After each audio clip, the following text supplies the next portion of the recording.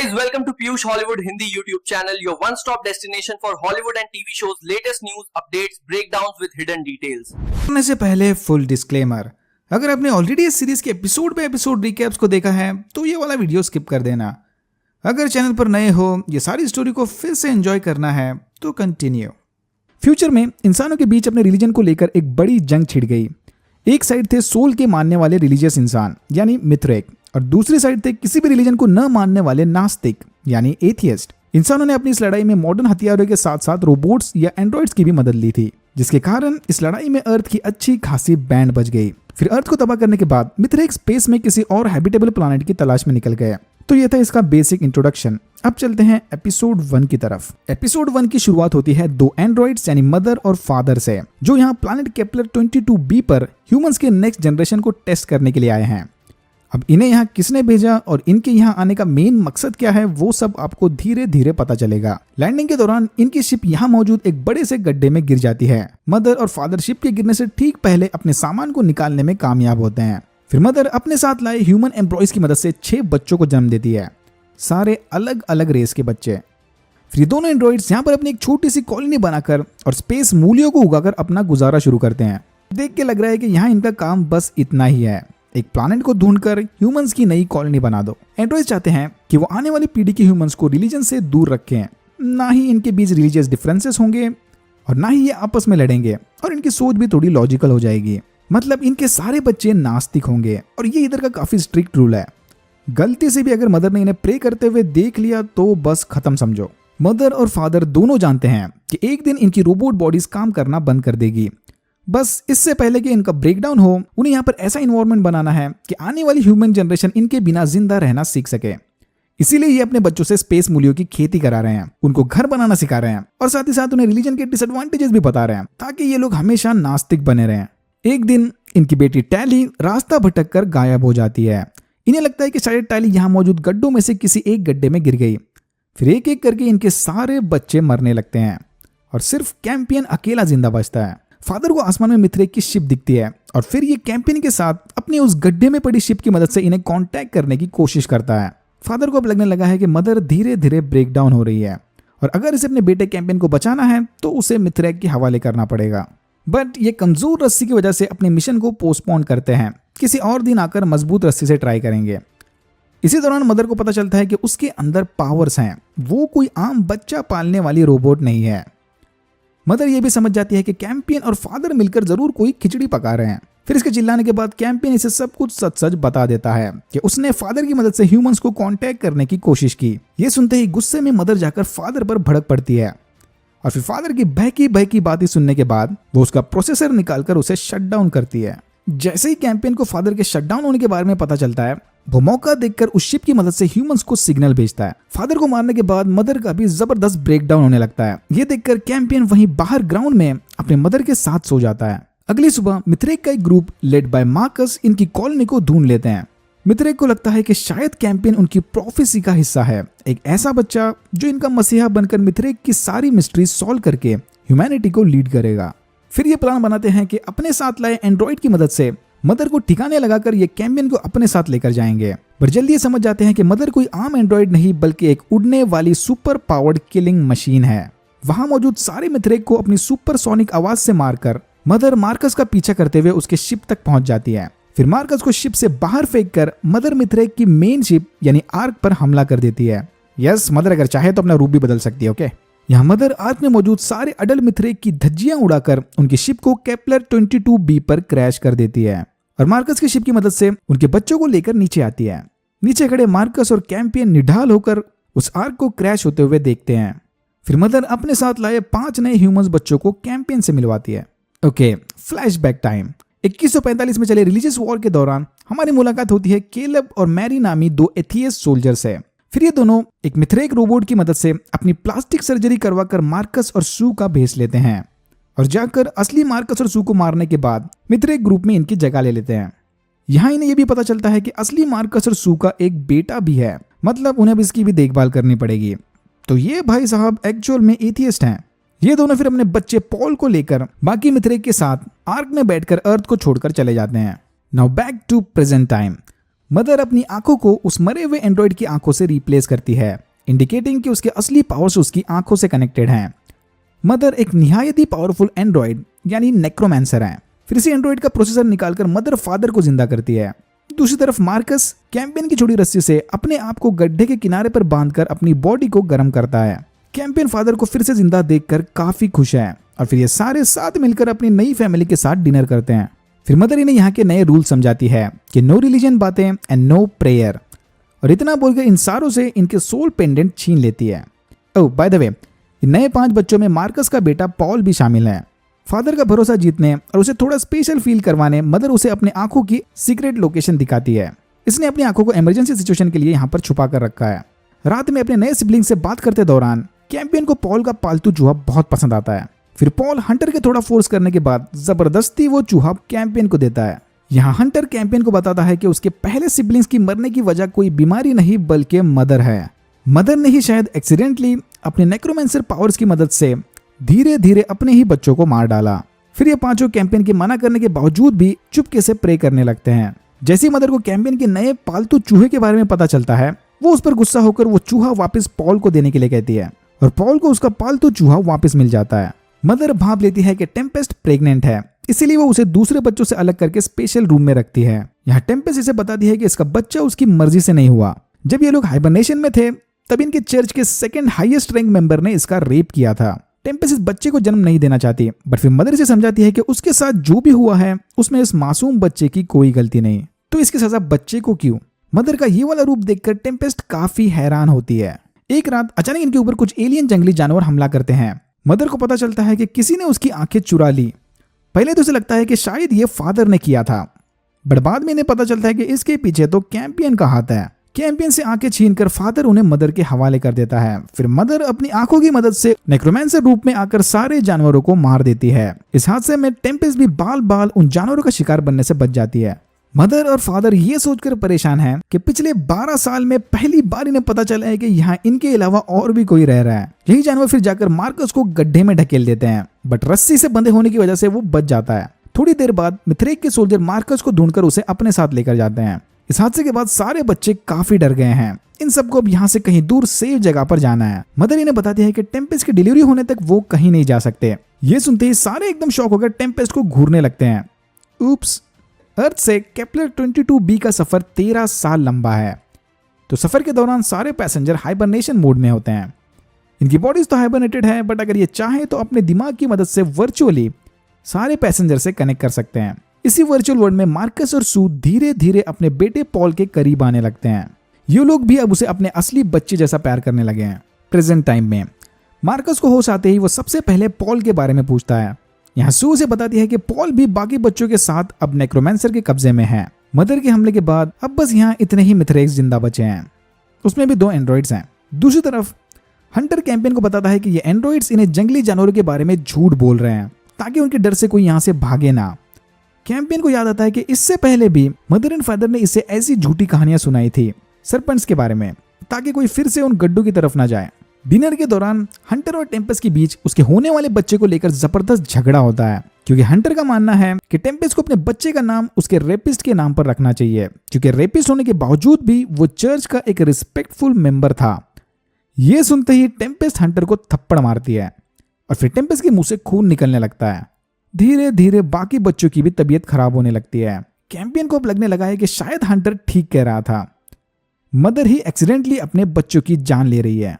Mother अपने necromancer form में आकर उस क्रैश्ड आर्क की तलाशी लेने जाती है ताकि वो अपने बच्चों का इलाज करने वहां पर कुछ दवाइयां ढूंढ सके। नेक्रोमैंसर को अपनी तरफ आता देख सारे मिथरेक जमीन के अंदर छुप जाते हैं। मार्कस अपने लीडर को बताता है कि ये वाली नेक्रोमैंसर उनके खिलाफ है। मार्कस को लगता है कि शायद किसी एथियस्ट ने इसे रीप्रोग्राम करके अपने जैसा बना दिया है। जब मदर आर्क से दवाइयां लेकर वापस लौट रही थी तब उसका सामना मिथरेक के एक एंड्रॉइड से होता है। मदर इसे बड़ी आसानी से मारकर वहां से चली जाती है। जब ये सब चला था तब कैंपियन फादर को चकमा देकर सारे बच्चों समेत वहां से भाग जाता है।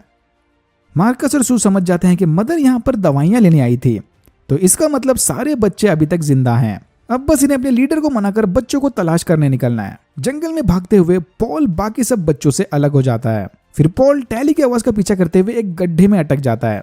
पता नहीं ये टैली कैसे जिंदा है अभी तक, काफी क्रीपी गाने गाती है ये।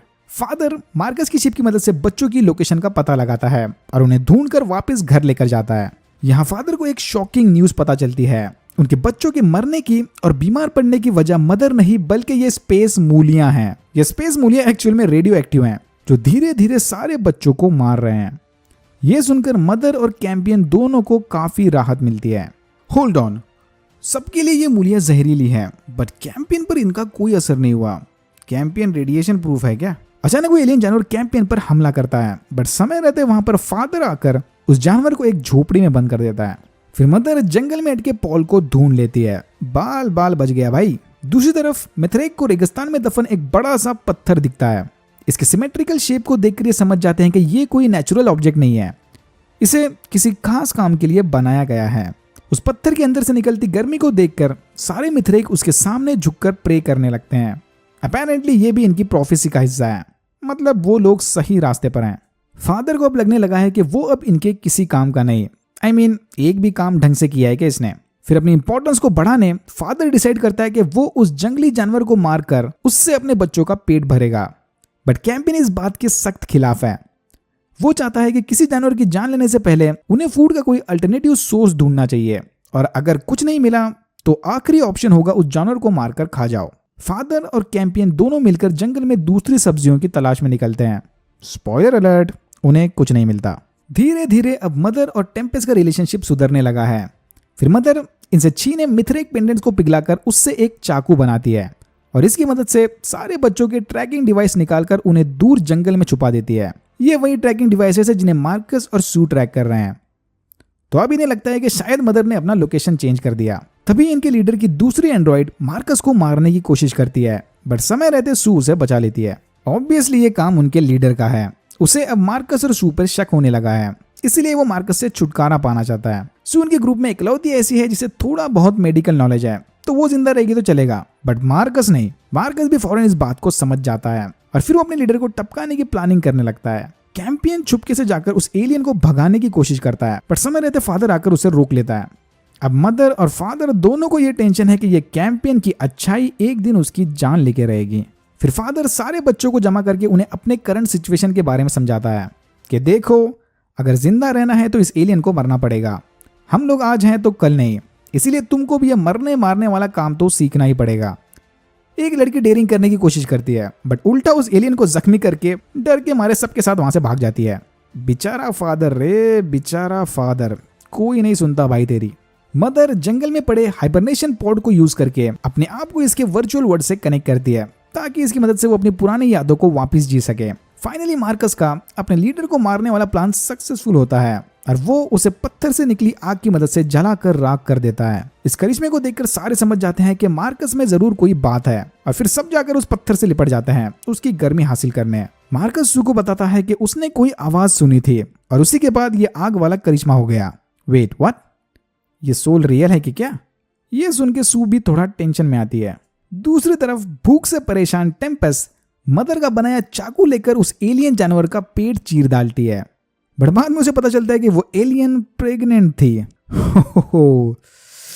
याइक्स। मार्कस लैंडस्लाइड सपोर्ट के साथ मिथरेक का नया लीडर बन जाता है, तो दूसरी तरफ मदर और सारी फैमिली बैठकर मस्त एलियन मटन खा रहे होते हैं। सारे नहीं, पॉल और कैंपियन को छोड़कर बाकी सारे।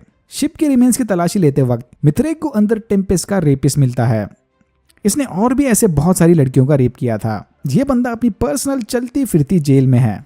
मार्कस का मानना है कि उन्हें इसे अपने साथ लेकर जाना चाहिए, ये नेक्रोमेंसर से लड़ाई के दौरान इनके काम आ सकता है। कैंपियन और पॉल देखते हैं कि वो एलियन जानवर जिंदा रहने के लिए गड्ढों में लगी काई खा रहे हैं। अब ये इनके लिए अच्छा है तो शायद ह्यूमंस के लिए भी अच्छा ही होगा। फिर कैंपियन रस्सी की मदद से काई का सैंपल निकालकर अपने साथ लेकर जाता है, जो कि इंसानों के लिए बिल्कुल भी जानलेवा नहीं होती। Good job. फिर हम देखते हैं कि वो रेपिस्ट आधी रात को सोल से प्रे कर रहा है। अपेरेंटली उसने ये सारे रेप सोल के कहने पे किए थे। उसे भी मार्कस की तरह ही आवाजें सुनाई दी थी। मार्कस के लीडर बनने के बाद से ही कैसिया नाम की एक मेंबर इस पर लगातार डोरे डालने लगती है। सू भाभी जरा ध्यान देना भैया पर, उनको आदत है भावनाओं में बहने की। मदर फिर से उस हाइबरनेशन चेंबर की मदद से VR वर्ल्ड में जाती है और यहाँ हमें फाइनली पता चलता है कि ये कौन है और इन्हें यहाँ किसने भेजा था। लॉन्ग स्टोरी शॉर्ट, मदर भी पहले मिथरेक के लिए काम करने वाली नेक्रोमेंसर थी। बट बाद में एक एथियस्ट ने उसे किडनैप करके रीप्रोग्राम कर दिया। ये एथियस्ट भी पहले मिथरेक का मेंबर था, बट बाद में उसने अपने रिलीजन को झुठलाकर बगावत कर दी। इस बंदे का नाम भी कैंपियन था और क्लियरली ये मदर से प्यार करता था। इसने अपनी पूरी कोशिश करके मदर को एक किलिंग रोबोट से इंसानों की सेवियर बना दिया और इसी ने फादर के साथ मदर को केपलर 22b पर भेजा था ताकि ये लोग यहाँ पर आकर एक एथियस्ट सोसाइटी बनाए और इंसानियत को बचा सके। So technically mother and father एक टाइप के एडम एंड ईव हैं, बट फॉर एथियस्ट। उन्हें यहाँ भेजने से पहले ओरिजिनल कैंपेन ने मदर की सारी मेमोरीज मिटा दी थी। आई थिंक क्योंकि वो मरने वाला था या फिर वो नहीं चाहता था कि आगे के ह्यूमंस इसे अपना क्रिएटर या मसीहा समझकर इसको भी भगवान बना डाले, जो कि अब भी 100% एक पॉसिबिलिटी है। ये सब देखकर मदर काफी इमोशनल होती है, मतलब उसके अंदर भी कुछ फीलिंग्स हैं। ऑकवर्ड। वापस आकर मदर देखती है कि टेम्पेस्ट ने कुछ खाकर सुसाइड करने की कोशिश की है, बट समय रहते वो उससे उल्टियां करवाकर उसे बचा लेती है और मदर उससे वादा करती है कि चाहे अब कुछ भी हो जाए वो अब किसी को मरने नहीं देने वाली। वो ट्रैकर से याद है जो मदर ने जंगल में छुपाए थे, उसे कोई ढूंढकर अपने साथ लेकर जाता है और उसकी मदद से मिथरेक के लिए जाल बिछाता है। मतलब उसे पता नहीं था कि उसके लिए मिथरेक आएंगे, जो भी ढूंढने आएगा उसके लिए जाल बिछाता है। एक फेल अटेम्प्ट के बाद मिथरेक समझ जाते हैं कि ये सारा एरिया बूबी ट्रैप्ड है। फिर अचानक इनका सामना उस अननोन शख्स से होता है जो एकदम सुपर ह्यूमन स्ट्रेंथ वाली छलांगे लगाकर वहां से भाग जाता है। जो भी है, ये चीज इंसान तो बिल्कुल नहीं लगती। यहीं पर मार्कस को आसपास के सारे एरिया का मैप मिलता है, जिसकी मदद से वो मदर के कैंप को ढूंढने का प्लान बनाते हैं। रात में उस रेपिस्ट के साथ बात करने के बाद मार्कस अपने दिमाग को शांत करने सू के पास जाता है and then they do it. इधर मार्कस को जबरदस्त ट्रिपी एक्सपीरियंस मिलता है, जिसमें वो देखता है कि उसका रिफ्लेक्शन वो रेपिस्ट है जो मदर के बनाए चाकू से सू को मार रहा है। भाई ये क्या था? वो सब तो ठीक है, बट मुझे ये बड़े बड़े स्केलेटन्स वाला जानवर देखना है अब। होपफुली एंड के पहले ये दिखा दे कोई सरपंच को।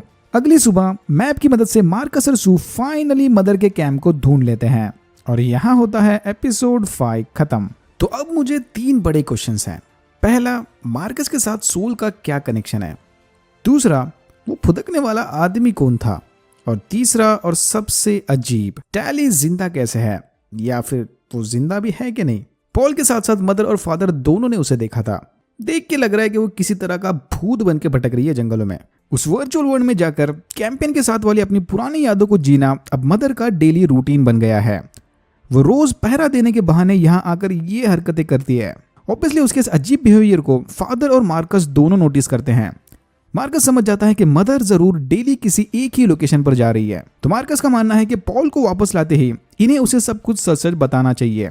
बट सू को ये आइडिया जरा भी पसंद नहीं आता। आई मीन क्या बोलेंगे उसे कि बेटे हमने तेरे असली पेरेंट्स को मार दिया, बट हम भी तुझसे उतना ही प्यार करते हैं, तो प्लीज भाई माफ कर दे। सू चाहती है कि ये दोनों बस अपने बेटे पॉल को लेकर यहाँ से भाग जाए, बट फिर मार्कस से समझाता है कि जब तक वो नेक्रोमैंसर जिंदा है वो इन्हें कहीं भागने नहीं देने वाली। अगर पॉल को बचाना है तो नेक्रोमैंसर का फुल एंड फाइनल सोल्यूशन निकालना पड़ेगा। मार्कस और उसके सोल्जर्स जंगल में ये देखने चाहते हैं कि आखिर वो नेक्रोमैंसर घंटों तक कहाँ गायब रहती है। हंटर को आग के लिए लकड़ियां जमा करते वक्त मार्कस का छोड़ा फूड कैन मिलता है।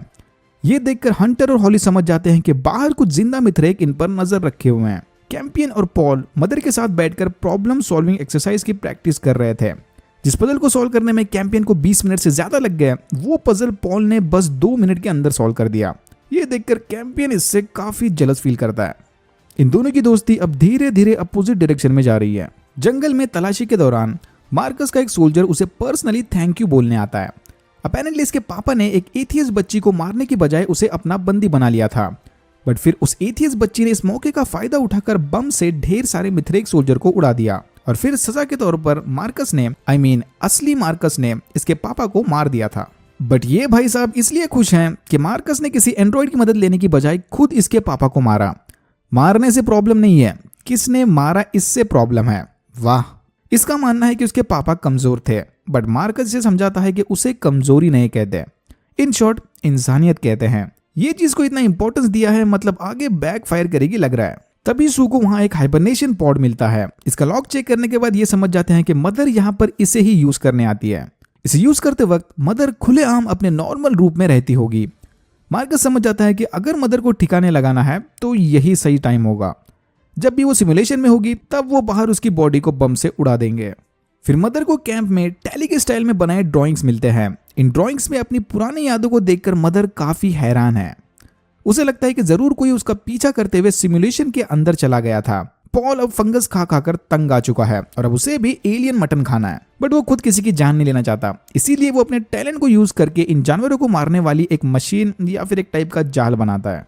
ये देखकर कैंपियन गुस्से में पॉल की कुटाई करने लगता है और फिर तभी फादर कैंपियन को पकड़कर उसकी मम्मी के पास लेकर जाता है। मदर कैंपियन पर काफी गुस्सा है। ये इसे समझाती है कि वायलेंस से प्रॉब्लम सॉल्व नहीं होते, उल्टा और बिगड़ जाते हैं। बट फिर कैंपियन इसे उल्टा जवाब देकर वहां से चला जाता है कि मम्मी तुम तो रहने ही दो वायलेंस की बातें। कैंपियन के जाने के बाद मदर उन ड्राइंग्स के बारे में फादर से पूछताछ करती है। इसे लगता है कि शायद फादर ही चुपके से रोज इसका पीछा कर रहा है, बट एज एक्सपेक्टेड फादर को इस बात का कोई आइडिया नहीं। उल्टा उसे अब ऐसा लगने लगा है कि शायद मदर के सिस्टम में कुछ प्रॉब्लम्स आने लगे हैं। फिर इसका पता लगाने मदर वापस उस पॉड सिमुलेशन में जाकर सीधा कंप्यूटर से पूछताछ करती है और यहाँ इसे पता चलता है कि ये सब काम एक वायरस का था।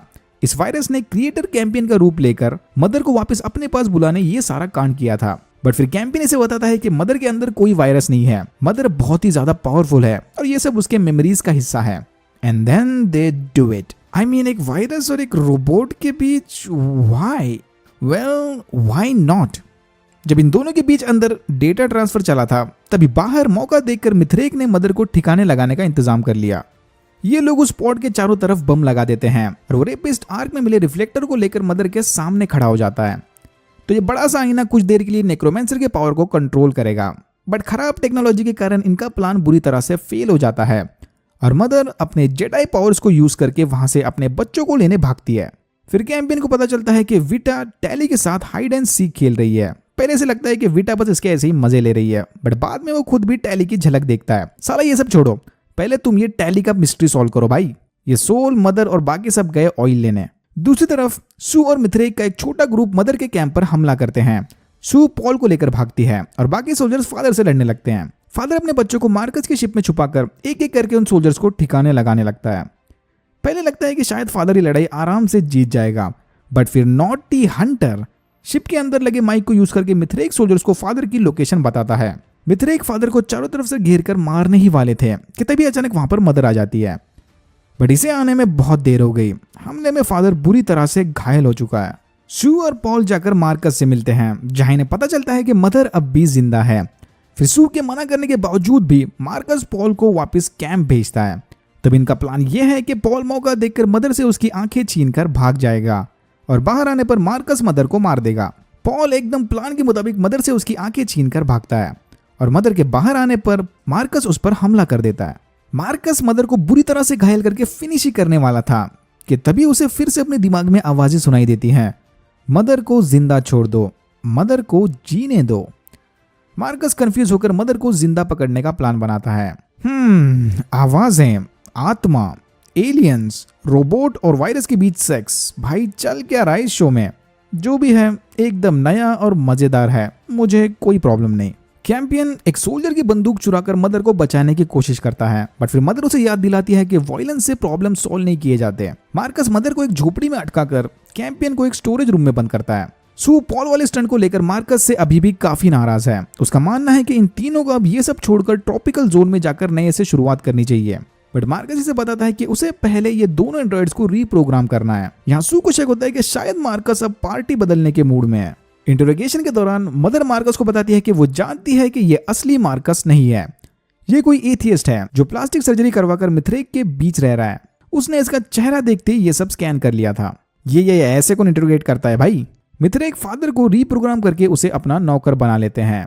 देख के लग रहा है कि फादर का कंट्रोल अब बस उसके इस एक उंगली पर ही है। मिथरेक बैप्टिज्म के जरिए कैंपियन का धर्म प्रवेश करवाने की तैयारी में लग जाते हैं, तो दूसरी तरफ टेम्पेस्ट का भरोसा अब सोल से पूरी तरह से उठ चुका है। सारे बच्चों को कैंपियन की फिक्र पड़ी है। पॉल अपने सपने में मिथरस शहर को देखकर पत्थर से उसका मॉडल बनाने लग जाता है। ये सब देखकर बाकी मिथरेक को लगता है कि शायद पॉल ही उनका मसीहा है, बट प्रोफेसी के हिसाब से इनका मसीहा अनाथ होगा। अब ये नहीं जानते कि टेक्निकली पॉल भी तो अनाथ ही है। टेम्पेस्ट चुपके से जाकर कैंपियन को खाना देती है और इसे बताती है कि अपने भले के लिए मिथरेक के सामने झूठ मूठ उनकी रिलीजन को एक्सेप्ट कर लेना। टेम्पेस्ट के जाने के बाद कैंपियन को अंदर टैली की आवाजें आने लगती है, जो इसे सुसाइड करने के लिए उकसा रही थी। वी मिस यू, अपने आप को मार दे और हमारे साथ आ जा। मार्कस मदर के तानों से और अपने दिमाग में घूम रही आवाजों से परेशान होकर पॉल को धक्का मार देता है। आखिर क्यों सोल मदर को जिंदा रखना चाहती है या फिर चाहता है? मिथरेक एक काम चलाओ चर्च बनाकर कैंपियन का बैप्टिज्म शुरू करते हैं, बट फिर वहां पर अपने सिबलिंग्स के कबर वाले हेडस्टोन देखकर कैंपियन की सटक जाती है। कैंपियन फादर पर हमला करके बैप्टिज्म को अधूरा छोड़कर भागने की कोशिश करता है, बट फादर उसे पकड़कर वापस उस स्टोरेज रूम यानी साइलो में बंद कर देता है। जैसे ही सू को पता चलता है कि मार्कस ने पॉल पर हाथ उठाया था, वो गुस्से में जाकर मार्कस से झगड़ने लगती हैं। यहाँ मार्कस से याद दिलाता है कि सू उसी की वजह से जिंदा है। फिर मार्कस मदर का बनाया चाकू देखकर फिर से अपने ख्यालों की दुनिया में घुम जाता है, क्योंकि वही चाकू है जो उसने अपने विजन्स में देखा था। मार्कस वहां से निकलकर फादर के साथ मदर को किसी सीक्रेट लोकेशन पर ले जाने की तैयारी करता है। यहाँ मदर भी समझ जाती है कि मिथरेक ने फादर को रीप्रोग्राम कर दिया है। एक मिथरेक सोल्जर जिसके पापा को मार्कस ने मारा था, इन्हें आधी रात मदर को ट्रांसफर करते हुए देख लेता है। मदर इसे बताने की कोशिश करती है कि ये मार्कस असली नहीं है बल्कि एथियस्ट बहरूपिया है, बट उस बंदे को एंड्रॉइड से ज्यादा अपने बॉस पर भरोसा है। इस बंदे को याद रखना पड़ेगा, बहुत ज्यादा स्क्रीन टाइम मिल रहा है इसे। कैंपियन को फिर से टैली की आवाजें आने लगती है, जिसे खिड़की से झांककर मदर और फादर की करंट कंडीशन को देखने बोलती है। टेम्पेस्ट भी इनका पीछा करते करते जंगल में गुम हो जाती है। तो मार्कस का प्लान है मदर को एक गड्ढे में गिराकर मार देना। उसे लगता है कि शायद ऐसा करने से वो आवाजें बंद हो जाएगी, बट इसी दौरान उसे फिर से वो आवाजें सुनाई देती हैं कि मदर को जिंदा छोड़ दो। मार्कस उन आवाजों को इग्नोर करके फादर से कहता है कि वो मदर को गड्ढे में ढकेल दे। ऑर्डर के मुताबिक फादर मदर को ढकेल देता है, बट फिर अपनी उस एक उंगली से रस्सी पकड़कर मदर को बचा लेता है। सॉरी भाई, रियली सॉरी। पिछले एपिसोड में बहुत खरी खोटी सुना दी थी। असली हीरो तो ये है, एक उंगली से खेल गया भाई। मार्कस की आवाजें अब विजन्स में बदलने लगती हैं और फिर उसका सामना अपने पुराने वर्जन से होता है। केलब वर्सेस मार्कस वाली इस लड़ाई में केलब जीत जाता है और मार्कस बुरी तरह जख्मी होता है। आवाजों को सुनकर भाई ने खुद का ही पेट चीर डाला।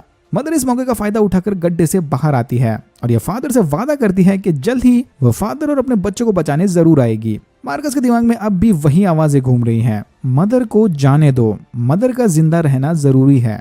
सू पॉल के जाल से मिले जानवर का गोश्त इकट्ठा करके वहां से भागने की तैयारी में है।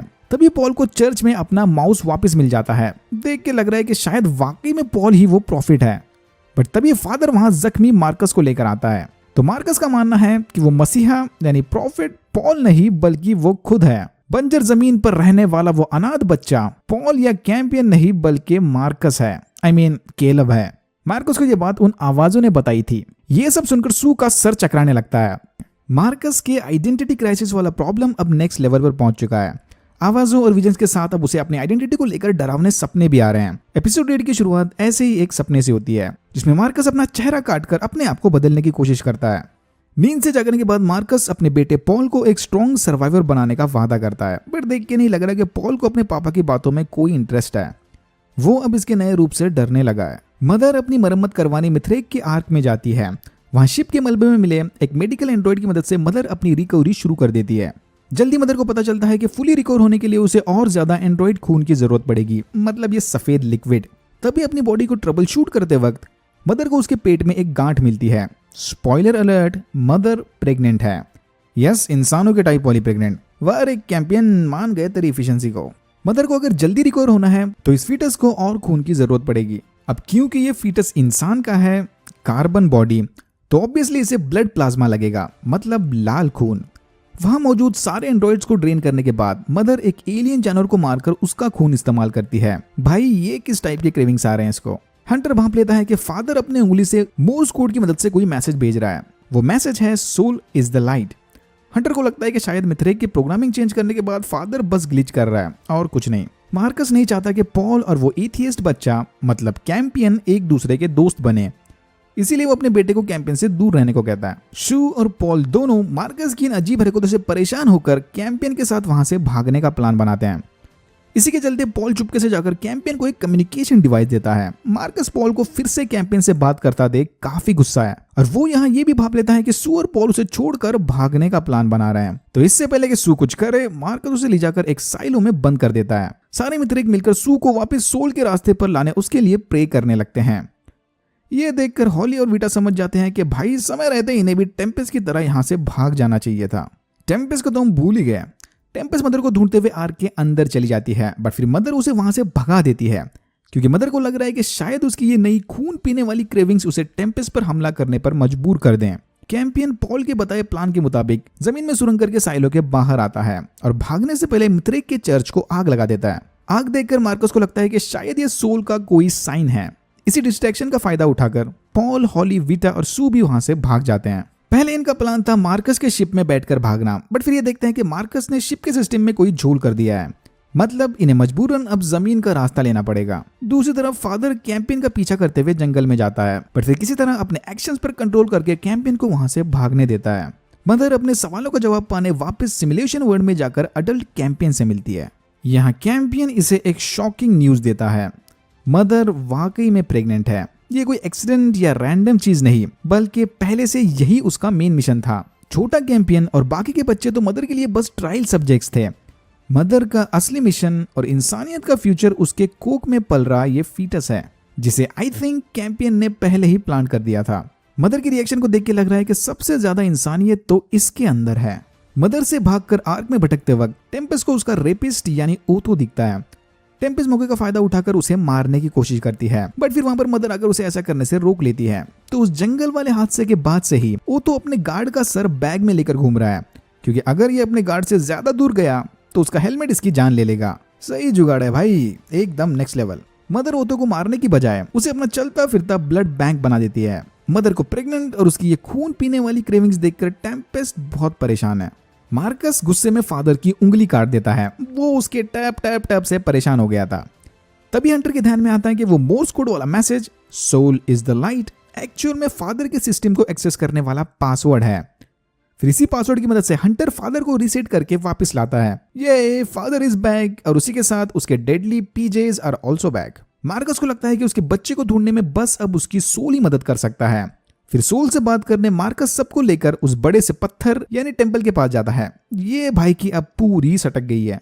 कैंपियन को भी अब धीरे धीरे पॉल की बातों पर भरोसा होने लगा है। I mean, उसने खुद 10 बार टैली का भूत देखा है, बट इसे लगता है कि गड्ढे में गिर के वापस आने वाले यानी सोल के फिर से जिंदा किए लोग ईविल होते हैं। बट पॉल को पूरा यकीन है कि उसका चूहा कोई ईविल नहीं। मदर टेम्पेस और ओथो को लेकर किसी स्टेबल जगह की तलाश में निकलती है, जहां वो अपने होने वाले बच्चे को अच्छे से जन्म दे पाए। टेम्पेस को लगने लगा है कि मदर का फोकस अब बाकी बच्चों से हटकर अपने होने वाले बच्चे पर ज्यादा जा रहा है। आर्क के मलबे की तलाशी लेते वक्त हॉली को वहां पर उनका अर्थ से लाया एक रेलिक मिलता है। रेलिक मतलब एक प्राचीन निशानी, और इस दांत का रेस बाय वुल्व्स की मेन स्टोरी के साथ डायरेक्ट कनेक्शन है। रोमन मिथोलॉजी के मुताबिक रोमुलस और रेमस नामी 2 जुड़वा बच्चों को एक फीमेल वुल्फ ने पाल पोस कर बड़ा किया था। ये रेलिक यानी दांत रोमुलस की बॉडी से निकाला गया था। तो हॉली को लगता है कि इनका यहाँ आकर इस रेलिक को ढूंढना सोल की निशानी है।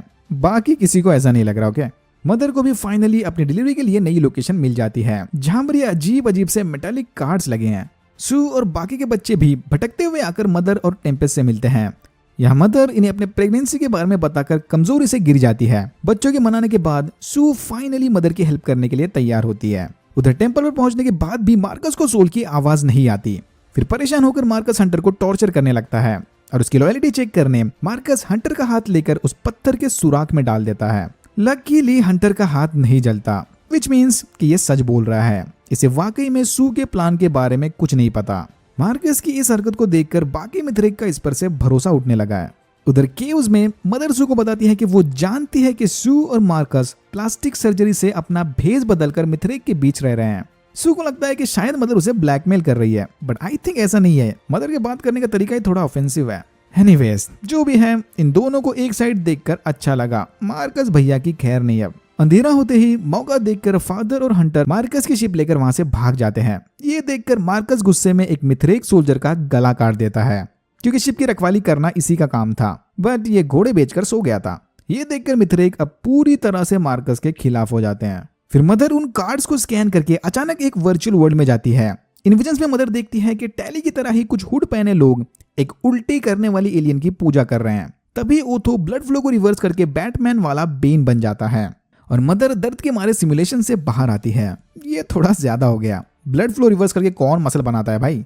ओथो अपने नए पावर्स की मदद से इन सब पर भारी पड़ने लगा है, बट फिर हॉली इसे अपनी होली बॉडी ऑफर करके ओथो का ध्यान भटकाती है। इसी मौके का फायदा उठाकर टेम्पेस गार्ड के सर को ओथो के बैग से निकालकर नीचे फेंक देती है और प्रॉक्सिमिटी ट्रिगर के एक्टिवेट होते ही ओथो का सर पिचक जाता है। Well played, girls get it done. इसी दौरान फादर और हंटर भी अपनी शिप में बैठकर यहाँ पहुंच जाते हैं। ओथो के मरने के बाद मदर का फीटस रिस्पॉन्ड करना बंद कर देता है। इसे लगता है कि शायद ओथो के रिवर्स ब्लड फ्लो की वजह से ये मर गया। फादर और हंटर ये बच्चे वाली बात सुनकर पूरे कंफ्यूज हैं, बट फिर भी वो एलियन जानवर ढूंढकर इसकी मदद करने का प्लान बनाते हैं। इनके वापस लौटने तक सू मदर को अपना खून देकर उसके फीटस को रिस्टार्ट करती है। सू इसे बताती है कि वो खुद मां नहीं बन सकती, बट वो मदर के बच्चे को बचाने में इसकी पूरी मदद करेगी। मार्कस के बाद अब पॉल को सोल की आवाजें सुनाई देती है और फिर वो इन आवाजों के कहने के मुताबिक उन मेटल कार्ड्स को आग में फेंक देता है। देख के लग रहा है कि सोल पॉल की मदद से सबूत मिटा रहा है ताकि मदर को एक्चुअल सच ना पता चले। दूसरी तरफ मिथ्रेक सोल्जर फाइनली समझ जाते हैं कि मार्कस एक बहरूपिया है और फिर ये बंदा मार्कस को मदर की आंखें खिलाकर उसे मरने के लिए छोड़ देता है। ऑब्वियसली ये मरा नहीं, क्योंकि फिनाले अभी बाकी है। एपिसोड 10 का टाइटल है द बिगिनिंग और वाकई में ये एपिसोड सही मानों में एक नई शुरुआत ही है। अपनी बेबी की डिलीवरी करने मदर सबको लेकर एक नई लोकेशन पर जाती है, वही लोकेशन जो उसने अपने टैरो कार्ड्स वाले विजन्स में देखी थी। सू, फादर और बाकी सबका मानना है कि ये नई लोकेशन इनके लिए खतरनाक हो सकती है, बट मदर और पॉल दोनों को पूरा यकीन है कि ये लोकेशन डिलीवरी के लिए एकदम परफेक्ट है। पॉल को सोल ने बता दिया था कि उस बच्चे के पैदा होने के पीछे सोल का हाथ है, इसलिए पॉल का मानना है कि सोल यहाँ इन्हें हर खतरे से बचाए रखेगा। कैंपियन और फादर दोनों मदर के होने वाले बच्चे से काफी जेलस फील कर रहे हैं। कैंपियन को लग रहा है कि मदर उस बच्चे को कैंपियन से ज्यादा इंपॉर्टेंस दे रही है, तो फादर इस बात से नाराज है कि मदर किसी दूसरे बंदे से डेटा ट्रांसफर करवा के आई है। फादर का मूड और बिगाड़ने मदर उसे अपने सिमुलेशन वाली सारी कहानी सुना देती है कि वो बीच बीच में जाकर चुपके से अपने क्रिएटर यानी अडल्ट कैंपियन से मिलती थी। ये बच्चा उसी की देन है और उनके यहाँ आने का मेन मकसद यानी मेन मिशन यही है। छोटा कैंपियन और बाकी बच्चे तो बस इनके लिए नेट प्रैक्टिस थी। ये सुनकर फादर बहुत गुस्सा होता है। उसे लगता है कि शायद मदर का सिस्टम क्रैश हो गया और उसे वहीं छोड़कर अकेला गुस्से में वहां से चला जाता है। साला ये एंड्रॉइड्स का भी कट सकता है, आज पता चला। सू मदर का सैंपल टेस्ट करके ये पता लगाती है कि उसका बच्चा तेजी से बड़ा हो रहा है और वो जल्द ही पैदा भी होगा। उसके सैंपल देखकर ये बात साफ हो गई कि होने वाला बच्चा सारे ह्यूमन से काफी स्ट्रॉन्ग होगा। पॉल अपने चूहे का पीछा करते एक छुपी हुई केव के अंदर जाता है। इस केव में वो बड़े से सांप और स्पेसशिप के ड्राइंग्स बने हैं, एक तरीके की भविष्यवाणी। इसके बारे में हम एंड में बात करेंगे। यहाँ फिर से पॉल को सोल की आवाजें आती हैं जो इसे अपने आगे के मिशन के लिए इंस्ट्रक्शन देता है। फिर हम देखते हैं कि मार्कस जिंदा है। ऑब्वियसली मदर की आंखों को हजम करने के बाद इसकी बॉडी पर ये अजीब वाले रैशेस आ गए हैं और इन्हीं के साथ उसे अजीब वाले हेलुसिनेशंस भी आ रहे हैं। होश आने पर मार्कस ने अपनी शिप को दूर लैंड होते देखा था। उसे लगा कि ये सोल इसे रास्ता दिखा रहा है। शिप की तलाश में भटकते हुए मार्कस उस सांप के ढांचे के पास पहुंचता है, जिसे हाथ लगाते ही उसे फिर से आवाजें सुनाई देती है। ये था एक और इंडिकेशन कि जल्द ही हमें वो बड़ा सा सांप दिखने वाला है। पॉल अपने चूहे को कैंपियन के हवाले करके मदर के होने वाले बच्चे के लिए गिफ्ट लाने निकलता है। सू ये सब सुनकर समझ जाती है कि पॉल जरूर कुछ बड़ा कांड करने वाला है। फिर इसका पीछा करते वो पॉल को उनके शिप के पार्ट चुराते हुए पकड़ लेती है। पॉल सोल के कहने के मुताबिक उन पार्ट्स को गड्ढे में फेंक कर इन सारों को यहीं अटकाने का प्लान बना रहा था, क्योंकि सोल ने इससे कहा था कि मदर के बच्चे और इन सारों के लिए यही जगह परफेक्ट है। ये सब सुनने के बाद सू मजबूरन पॉल को समझाती है कि बेटे ये सोल वगैरह कुछ नहीं होता, तेरे पापा भी ऐसे ही सोल के चक्कर में बहकी बहकी बातें करके पगला गए। पॉल ये सब सुनकर समझने का नाटक करता है, बट भाई अब इससे भी बड़ा कांड करने वाला है, देख लेना। आधी रात को मदर पास वाले गड्ढे के पास खड़े होकर अपने क्रिएटर से कांटेक्ट करने की कोशिश करती है कि प्लीज मुझे बता दो कि इस बच्चे के पैदा होने के बाद मुझे क्या करना है। तभी पीछे से वो फुदकने वाला आदमी आकर मदर पर हमला करता है, बट मदर घूमकर उसे वन फिंगर डेथ पंच से मार देती है। जब फादर इसका मांस निकालता है तो इन्हें पता चलता है कि ये कोई इंसान नहीं बल्कि यहाँ का लोकल एलियन है। वेल टेक्निकली लोकल एलियन नहीं होता, एलियन तो बाहर से आने वाले होते हैं। एनीवेज फादर को लगता है कि शायद ये उन जंगली जानवरों से इवॉल्व होकर ऐसा बना है, बट फिर इसकी बैग में फादर को इंसान की खोपड़ी मिलती है। जांच करने पर फादर को पता चलता है कि ये खोपड़ी इंसान की तो है, बट अर्थ वाले इंसान की नहीं, केपलर 22b वाले इंसान की। वाह रे डॉक्टर सालुंखे, बस चक्कर पता लगा लिया। तो यहाँ हमें रिडली स्कॉट की प्रोमेथियस मूवी का भी ईस्टर एग मिलता है। उस मूवी के हिसाब से इंसान धरती पर नहीं पैदा हुए थे, बल्कि वो कहीं से माइग्रेट होकर अर्थ पर आए थे। आई थिंक इस वाले में इन्होंने इसी कंसेप्ट को उल्टा कर दिया कि इनसे पहले भी ह्यूमंस यहाँ पर आकर बस गए थे, बट किसी वजह से उन सांपों की तरह ही यहाँ के ह्यूमंस भी लुप्त हो गए। फादर को सैंपल टेस्टिंग से एक और बात पता चलती है कि उसके हिसाब से यहाँ के ह्यूमंस इवॉल्व नहीं बल्कि अपने खात्मे से पहले डिवॉल्व हो गए थे। अब इसका क्या मतलब है क्या पता, कोई स्पीसीज डिवॉल्व कैसे हो सकती है यार। जो भी है, फैंस के थेरीज सही रास्ते पे जा रहे हैं। रिडली भैया चुपके से अपने प्रोमेथियस और अपने एलियन फ्रेंचाइज के ईस्टर एग्स छुपा रहे हैं इसमें। I mean, इस लोकल बंदे का लुक भी कुछ प्रोमेथियस वाले एलियन जैसा दिखता है। मदर से लिए उन सैंपल्स की मदद से सू को पता चलता है कि अर्जेंट डिलीवरी का टाइम आ गया। अगर अभी डिलीवरी नहीं की तो बच्चे के मरने के चांसेस हैं। बट इससे पहले कि सू मदर को ढूंढकर ये सब बताए, पॉल उसे बंदूक दिखाकर रुका लेता है। अपेरेंटली सोल ने पॉल को सब कुछ बता दिया। कि ये दोनों उसके असली पेरेंट्स नहीं बल्कि बहरूपीय एथियस्ट हैं। फिर पॉल सू को गोली मारकर वहां से भाग जाता है। आई नो आप लोग क्या सोच रहे हैं, ये सोल पक्का कोई रियल चीज है। थोड़ा सब्र करो, सब समझ आएगा। सू जख्मी हालत में कहीं जा नहीं सकती, इसीलिए वो बाकी बच्चों को मदर को लेने भेजती है। दूसरी तरफ मदर को एक केव में उस उल्टी करने वाली एलियन के रिमेन्स मिलते हैं। ये सब देखकर मुझे तो ऐसा लग रहा है कि वो पूजा नहीं बल्कि एक टाइप का सैक्रिफाइस था। आई थिंक यहाँ के लोकल्स उस बंदे को हेलमेट पहनाकर उसकी कुर्बानी दे रहे थे। जो भी है, सेकंड सीजन में सब क्लियर हो जाएगा। मदर इन चीजों की छानबीन कर रही थी कि तभी अचानक उसका डिलीवरी टाइम आ जाता है। एक निहायत ही अजीब और पेनफुल सीक्वेंस के बाद मदर का बच्चा उसके मुंह से निकलकर जन्म लेता है। सरप्राइज सरप्राइज, इसका बच्चा कोई ह्यूमन या टर्मिनेटर नहीं बल्कि एक उड़ने वाला सांप है। ये सांप फिर फौरन मदर से चिपककर उसका एंड्रॉइड खून पीने लगता है। फाइनली सांप दिख गया, बट उसका इतना खतरनाक रिवील एक्सपेक्टेड नहीं था। कैंपियन और बाकी बच्चे मदर को ढूंढने आते हैं, बट मदर इन सबसे अपने बच्चे को छुपा लेती है। बट फिर फाइनली फादर इसे ढूंढ लेता है और यहाँ हमें इस बच्चे की सारी कहानी क्लियर होती है। एकदम ध्यान देकर सुनना। तो वो बच्चा मदर के पेट में उनके क्रिएटर यानी एडल्ट कैंपियन ने नहीं डाला था, बल्कि वो बच्चा यहाँ के किसी लोकल ने मदर को फंसाकर उसके पेट में डाला था। अगेन आई नो आप लोग क्या सोच रहे हैं, पहले एपिसोड से इसी को सांप देखना था, बट आई स्वेयर इसके पीछे मेरा कोई हाथ नहीं है भाई।